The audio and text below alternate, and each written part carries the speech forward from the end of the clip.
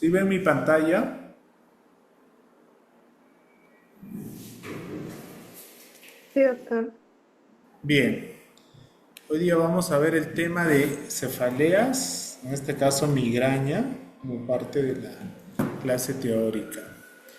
Entonces, el dolor de cabeza o cefalea es una enfermedad conocida desde hace muchos años. Ya los Paracas hacían trepanación craneana para los pacientes con cefalea, aparentemente para ahuyentar al espíritu malo que produce, o al demonio que producía dolor de cabeza. Entonces vamos a ver generalidades, definición, clasificación, fisiopatología y tratamiento.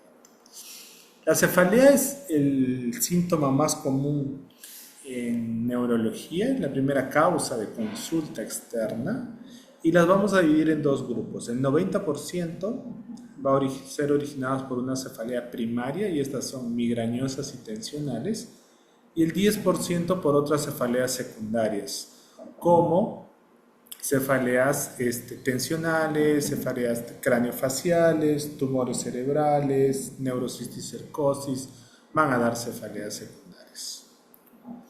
Entonces, en la cefalea primaria no conocemos la causa, el estudio de imágenes es normal y se debe a alteraciones neuroquímicas.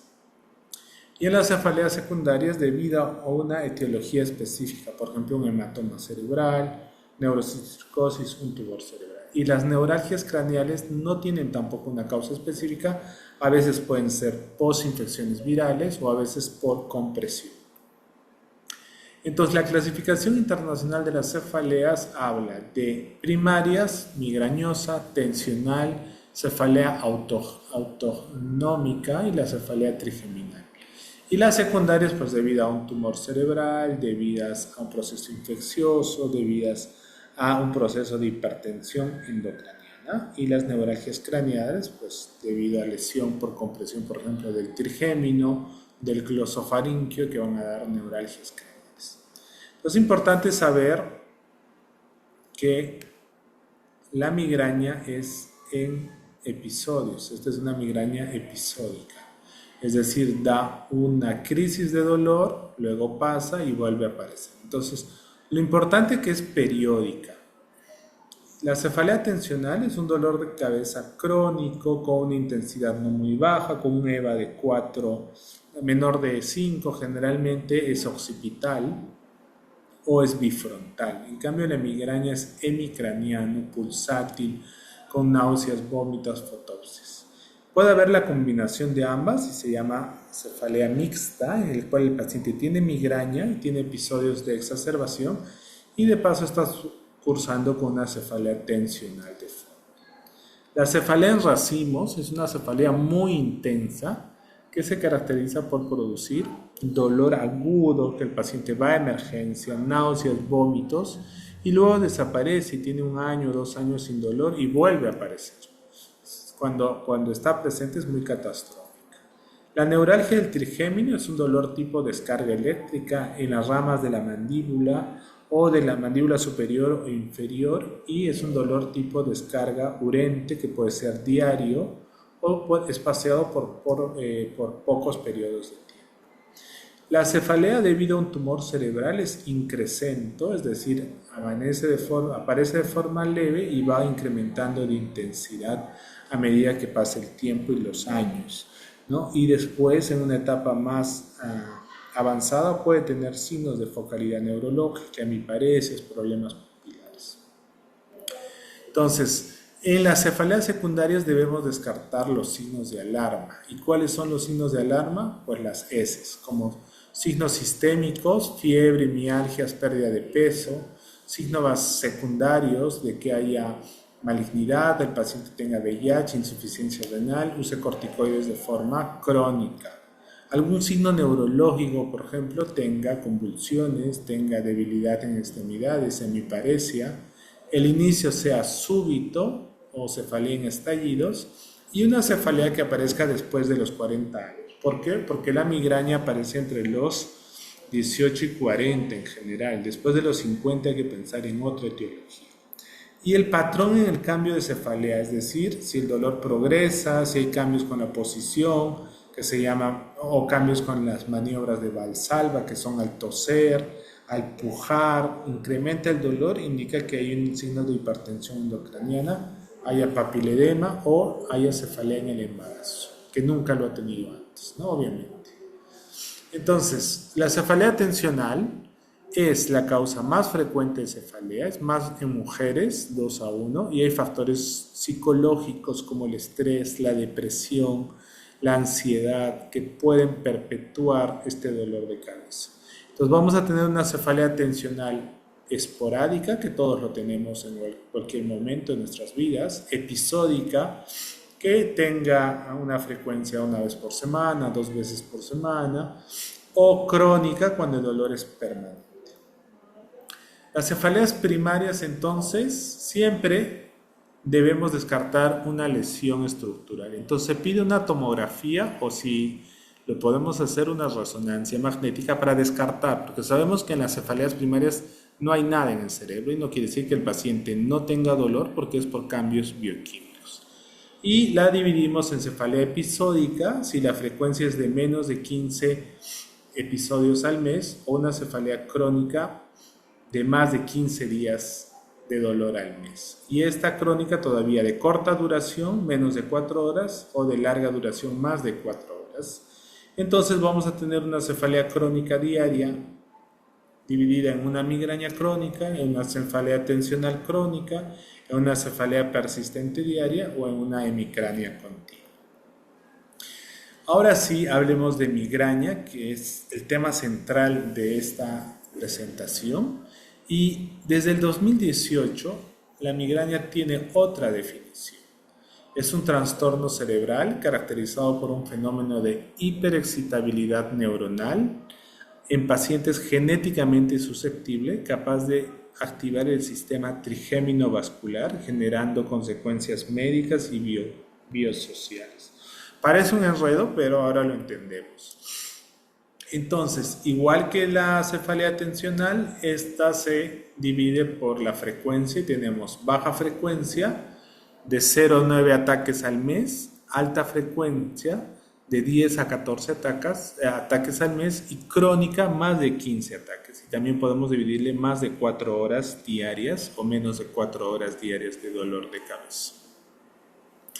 Entonces, en el mundo, pues es la tercera causa de discapacidad, la tercera causa de discapacidad, hay la causa de ausentismo laboral, económico también, porque es un problema global. Entonces, en números, la migraña produce muchas alteraciones económicas en los trabajos y en cuanto al uso de medicación y consultas médicas. Si hablamos de prevalencia en el mundo, pues la prevalencia es muy variada. En Perú no tenemos estudios específicos de cuál es la prevalencia. Tenemos aproximadamente 5.3, pero tenemos valores más altos en Europa, hasta 22, 24, por ejemplo, en Italia, 24.6. Entonces no hay un estándar de prevalencia. Varía, depende de muchos factores raciales, genéticos, etc.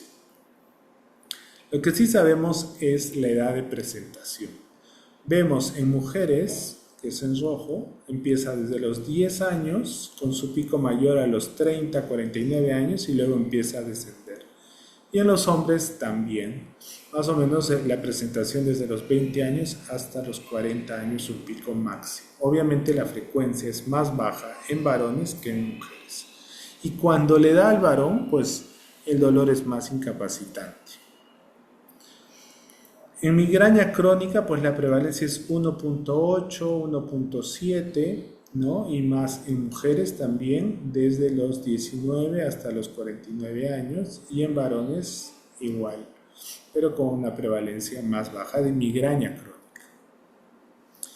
Existen factores genéticos que condicionan que yo tenga migraña. Se ha identificado ya expresión de proteínas, variantes génicas y moléculas que alteran el metabolismo de este sistema trigémino vascular y van a originar migraña. Es así que tenemos migraña sin aura, 9 veces más riesgo de sufrir una migraña en familiares de primer grado. Y migraña con aura hasta 4 veces más de sufrir una migraña con aura. Entonces, sí hay un patrón heredable y lo vemos en nuestras familias. Básicamente en mujeres, preguntamos a la paciente y dice, su mamá tenía dolor de cabeza, las hermanas tienen dolor de cabeza, las tías tienen dolor de cabeza. Entonces, hay un patrón hereditario importante.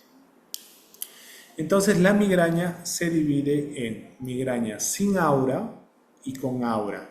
Y las auras pueden ser de tipo migrañosa, que son fotopsias, destellos de luces. También puede haber una migraña hemipléjica familiar, donde el paciente tiene debilidad en la mitad del cuerpo. O vacilar, que tiene mareos, inestabilidad para caminar de forma transitoria. En los niños, el dolor de cabeza se puede asociar o puede empezar con vómitos cíclicos, con migraña abdominal, que es dolor intenso de barriga y después empieza con dolor de cabeza, o con vértigo paroxístico. También hay una migraña retiniana donde el paciente tiene un destello de luz o puede no ver por pequeños segundos y después empieza el dolor de cabeza. Y las complicaciones pueden ser desde un estado migrañoso, es decir, un dolor persistente que dure más de 3 días y no mejora con ninguna medicación, hasta una aura persistente que puede simular un infarto cerebral, un infarto migrañoso o crisis tipo convulsivas debido a la migraña. Vamos a ver por qué. Entonces, para hacer el diagnóstico, debo tener 2 de estos 3 síntomas principales. El paciente tenga náuseas, tenga discapacidad y tenga fotofobia. ¿Okay? Si tengo 2, tengo el 81% de probabilidad ya confirmado de diagnóstico de migraña. Y si tengo 3, el 93% de los casos ya tiene migraña. ¿Okay? Y después ya tiene la fonofobia, el dolor hemicraniano, moderado severo, el aura, etc. Pero los 3 síntomas principales son los que llaman la atención. Ahora veamos cuál es la fisiopatología. Pues la migraña, dentro de su definición, hemos visto que es un trastorno neurovascular por activación del sistema trigémino vascular. Esa es la definición. Trastorno vascular porque va a haber una vasodilatación y una vasoconstricción de los vasos de la arteria de la meninge. Y hiperexcitabilidad del sistema trigémino vascular, que es el trigémino que va hacia la cara, hacia el cuero cabelludo. Entonces, este es el sistema trigémino vascular. Vean acá que este es el nervio trigémino que nace de la protuberancia, el ganglio de Gasser y las terminaciones que van a las arterias y venas de la meninge. Entonces, esto va a producir una vasoconstricción o una vasodilatación, va a llegar el impulso hacia la parte del tálamo, del hipotálamo, de la corteza y es todo un circuito que se activa en una etapa de migraña. Entonces, hay fases de migraña. Entonces, hay estímulos diversos que van a activar el hipotálamo, luego activación del ductus cerúleus, liberación de sustancias excitatorias e inflamatorias como liberación de potasio, va a producir una oligoemia, disminución del flujo sanguíneo, vasoconstricción y eso va a originar el aura. O activa el sistema trigémino vascular donde va a haber liberación de prostaglandinas y una sustancia que es la más importante, pregunta de examen, el gen activador de la calcitonina, que va a producir vasodilatación, una inflamación y la fase de dolor. Entonces tenemos una fase de aura y una fase de dolor. Lo vamos a ver acá. Y eso va a dar lugar a una sensibilidad periférica y central, es decir, de las terminaciones del cuero cabelludo, eso se llama alodinia cutánea, o del sistema nervioso central, donde va a haber una perpetuación del dolor. Entonces, la primera fase, miren acá, empieza en el lóbulo occipital, va a haber una vasoconstricción, entonces el paciente va a tener destellos de luz, escotomas y puede haber problemas sensitivos o motoras y va a ir hacia el área del lenguaje. Esto puede durar hasta 2 horas antes del inicio del dolor de cabeza. Entonces va a haber una hiperemia de 3 minutos y una oligoemia hasta de 2 horas. Va a haber destellos de luces, flashing, porque se da una disminución del flujo sanguíneo. Entonces hay una vasoconstricción de las arterias de la meninge Y en compensación va a haber una dilatación y aumento del flujo de la arteria meningia media. Entonces se va a producir una activación del sistema trigémino vascular y se produce la fase de cefalea. En esta fase de cefalea recuerden que se libera sustancias excitatorias, inflamatorias y se va a activar el gen activador de la calcitonina. Esta sustancia es proinflamatoria, libera óxido nítrico y se produce vasodilatación. Entonces, vean acá la vasodilatación, las arterias de la meninge media en la corteza cerebral y va a producir la producción del gen activador de la calcitonina y sustancias inflamatorias que va a producir una inflamación estéril de la meninge. Entonces, esa es la fase de cefalea. Entonces, este gen activador de la calcitonina va a activar las neuronas cerebrales, va a producir la sensibilización central, va a producir la cronificación de la migraña y la modulación de la actividad. Entonces, esta inflamación meningia es una inflamación neurógena, es un proceso inflamatorio que va a activar todos los nociceptores de la meninge y va a producir ataques de migraña. Esta es la sustancia más importante en la migraña. Por tanto, todos los tratamientos actuales, los anticuerpos monoclonales que se está trabajando son para bloquear el gen activador de la calcitonina. Este es un resumen de lo que pasa. Entonces, el paciente viene con una fase de oligoemia, es decir, vasoconstricción, se produce el aura y luego se va a activar el sistema trigémino vascular a través de los vasos de la meninge, se produce una vasodilatación, se activa el tálamo, el hipotálamo y después la corteza con la fase de dolor. También es importante ver que en el tronco cerebral están los núcleos viscerales, por tanto el paciente va a tener náuseas y vómitos, porque se activa este núcleo de las náuseas y vómitos. Entonces el paciente empieza con destellos de luces o dolor y empieza a vomitar y se hace un círculo vicioso. Es por eso que en parte del tratamiento nosotros damos metroclopramina para bloquear el núcleo visceral a nivel central. No uso Gravol ni divinhidrato porque eso me bloquea el vómito a nivel digestivo. Yo tengo que bloquear el vómito a nivel del núcleo visceral en el tronco cerebral. ¿Cómo sé que pasa todo esto? Se han hecho estudios de resonancia funcional y ven que en la fase premonitoria, donde hay poliuria, donde hay dolor, fatiga, cambios de fotosensibilidad, se activa el hipotálamo. Después en la fase de náuseas, la corteza cerebral. En la fase de cefalea, la parte cortical, la parte del tálamo, del cerebelo, del hipotálamo. Y en la fase postdrómica, la fase de la corteza completa. Entonces son las distintas fases demostradas por resonancia funcional. Ya sabemos la migraña aguda, ahora veamos la migraña crónica. Entonces, la migraña crónica es la perpetuación de este dolor de cabeza. Entonces tengo un paciente sin migraña y luego va a un paciente que tiene una migraña episódica de baja frecuencia, es decir, una migraña esporádica, una vez al mes, una vez cada 6 meses, etc. Y este dolor de cabeza se hace cada vez más frecuente, entonces episódica de alta frecuencia, hasta llegar a la migraña crónica. Recuerden, migraña crónica son más de 15 episodios al mes y más de 4 horas de duración diaria. Eso es una migraña crónica. ¿Y qué hace que una migraña episódica se perpetúe a una migraña crónica? Pues varios factores, básicamente factores emocionales, tensionales. Hay otros factores como la obesidad, que aumenta el sistema trigémino vascular, aumenta la sensibilidad, las orexinas, son factores biológicos y puede hacer que una migraña episódica pase a una migraña crónica. O los factores emocionales, maltrato psicológico, abuso sexual, negligencia, estrés crónico, la periodontitis. Se ha visto que hay cuadros inflamatorios a nivel de las encías que van a producir inflamación central y producir migraña.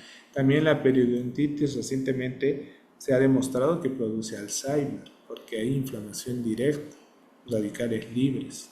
Y la alodinia cutánea es este dolor a nivel del cuero cabelludo que el paciente dice, me toco el cuero cabelludo y me duele. Me peino y me duele. Eso indica de que la migraña se ha cronificado porque hay sensibilización de las terminaciones nerviosas del nervio trigémino, de este sistema trigémino vascular en cuero cabelludo. El abuso excesivo de analgésicos. Hay pacientes que se toman todos los días analgésicos porque viven con dolor. Entonces hay una migraña por abuso de analgésicos y hay una migraña en rebote. Y en ese caso debo dar corticoides o el exceso de cafeína. Se ha demostrado que la cafeína es muy bueno a dosis bajas, hasta 3 tazas al día. Incluso hay medicamentos para la migraña aguda que tienen ergotamina y cafeína más analgésicos. Esos 3 combinaciones me ayudan a controlar la migraña aguda, pero no en una migraña crónica, ya no sirve. Hay gente que abusa y toma más de 5 o 6 tazas de café, eso va a producir el efecto contrario. Entonces ahora veamos el tratamiento. ¿Cuáles son los objetivos del tratamiento? Pues tenemos la fase aguda y vemos la sensibilización periférica. Podemos atacar la vasodilatación con inhibidor del receptor 5-HT. Y en la fase cerebral o en la fase de sensibilización central, pues medicamentos que modulen la transmisión del dolor a nivel del tronco cerebral y de las neuronas de la corteza. ¿Okay?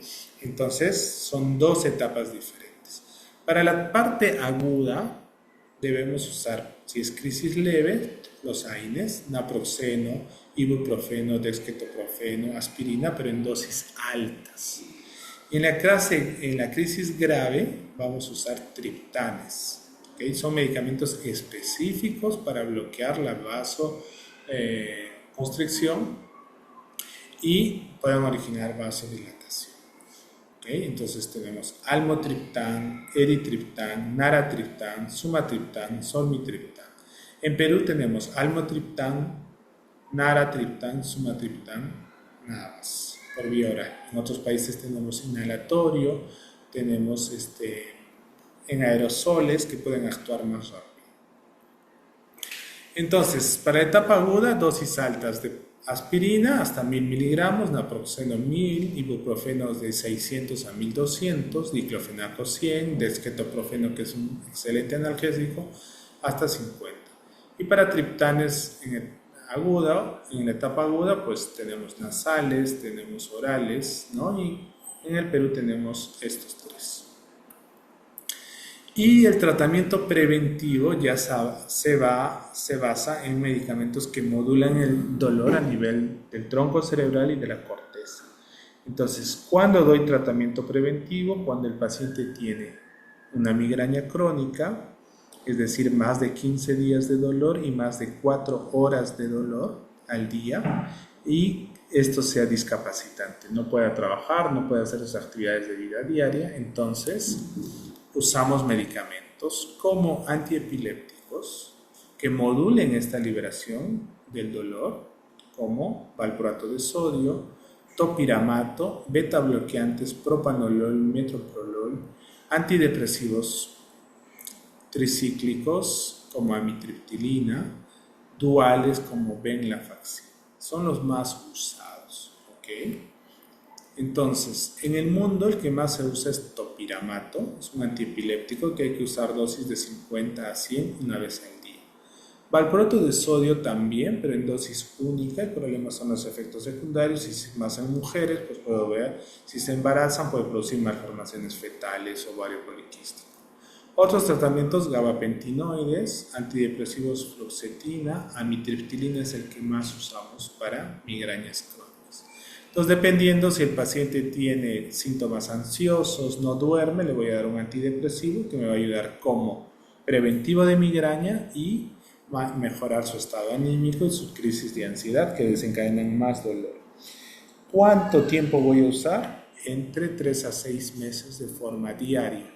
Esto no es para el dolor, esto es para evitar que el paciente tenga dolor o su frecuencia sea más espaciada. Si antes tenía 2 veces a la semana, con esto va a tener 1 vez al mes. Si antes tenía una intensidad 10 de días de dolor, ahora va a ser menos intenso y con un paracetamol podría controlar. ¿Ok? Recuerden que la migraña no cura. Entonces tenemos un tratamiento agudo, que son AINES más triptanes, y un tratamiento crónico, que son los antiepilépticos, los gabapentinoides y los antidepresivos. Entonces, finalmente, ¿cómo es el algoritmo de tratamiento en la migraña? Debemos educar al paciente, debemos mejorar sus condiciones de sueño, de ansiedad, la obesidad, el estrés, que puedan perpetuar esto, el sueño, el uso excesivo de cafeína, controlar el maltrato si es que hay psicológico, físico, en fin, y el uso excesivo de medicación. Cambiar a los estilos de vida y empezamos por un preventivo.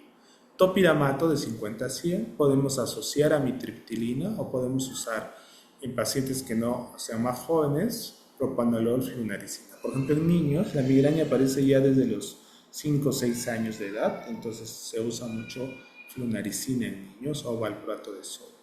Si no mejora y el paciente sigue teniendo crisis y esto es refractario, usamos toxina botulínica, que va muy bien. La toxina botulínica se coloca hasta 195 unidades, 32 puntos alrededor de la cabeza, el cuero cabelludo y cuello, y se usa en pacientes que no responden a dos de estos medicamentos preventivos. Usamos mucho ahora toxina botulínica y la respuesta es muy buena.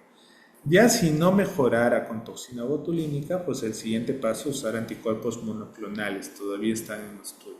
Galencumab es uno de ellos. Muy bien, preguntas.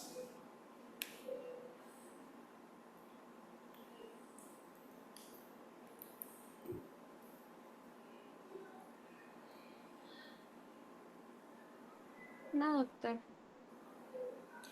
Ok, si no hay más preguntas, disculpen la tardanza, eso sería todo.